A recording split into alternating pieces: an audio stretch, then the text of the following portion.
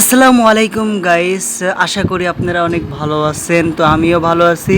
বরাবরের মতো আবার চলে আসলাম। আজকের টপিকটা হচ্ছে নর্মাল ছবি আমরা কিভাবে ডিএসএলআরে রূপান্তরিত করব। আমরা প্লে স্টোরে সরাসরি যাব, যাওয়ার পরে আমরা সার্চ বক্সে লিখব AIRBRUSH এয়ারব্রাশ। তারপর এটা আমরা ইনস্টল করব।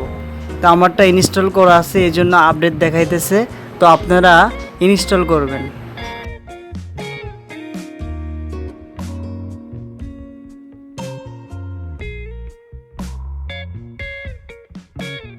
আমরা সরাসরি অ্যাপটির মধ্যে যাব, যাওয়ার পরে আমরা ড্যাশবোর্ডে দেখতে পারবো।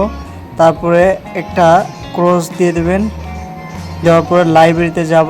সরাসরি লাইব্রেরিতে আমরা যাওয়ার পরে আমরা আমাদের পছন্দ মতো ছবি সিলেক্ট করে নেব। তো আমি আমার নর্মাল একটি ফটো সিলেক্ট করলাম।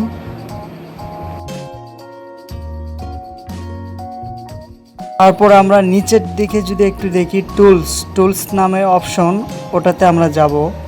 যাওয়ার পর আমরা একটু স্লাইপ করব, করার পরে আমরা দেখেন ব্লার নামে একটা অপশন দেখতে পারবো।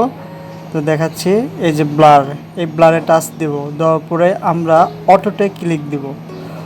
অটোতে ক্লিক দেওয়ার পর আপনারা দেখতেই পারবেন যে কত সুন্দরভাবে ডিএসএলআরে তৈরি হবে। এখানে আপনারা অ্যাডজাস্ট করে নিতে পারবেন, কম বেশি করে নিতে পারবেন।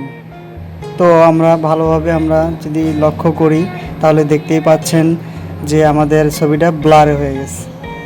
তো তারপরে আমরা যেটা করব, আমরা প্রফেশনালভাবে ব্লার করব। তার জন্য আমরা এই যে ক্রস দেখতে পাচ্ছেন, ক্রসে আমরা ক্লিক করব। করার পরে আমরা যদি তার পাশে একটু দেখি যে আপনার বুকেতে আসার পর আমাদের অটোমেটিকলি আবার ছবিটা ডিএসএলআরে হবে প্রফেশনালভাবে। আপনারা দেখেন, একটু মনোযোগ দিয়ে ভিডিওটা দেখতে থাকুন।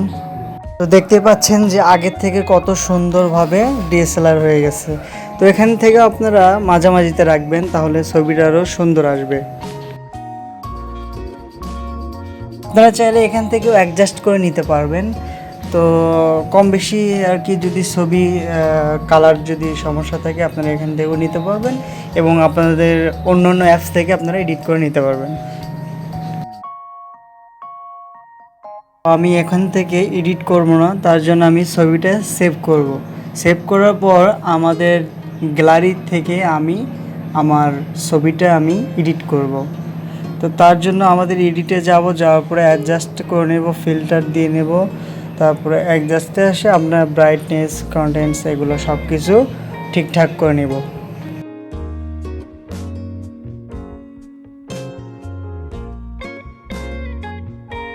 রাইট, আমাদের এডিট কমপ্লিট। এখন আমরা যদি জুম করে দেখি তাহলে বুঝতে পারবেন কত সুন্দর এডিট হয়েছে। তো ভিডিও আজকে এই পর্যন্তই। ভালো লাগলে অবশ্যই এটা কমেন্ট করবেন, লাইক দিবেন। ধন্যবাদ।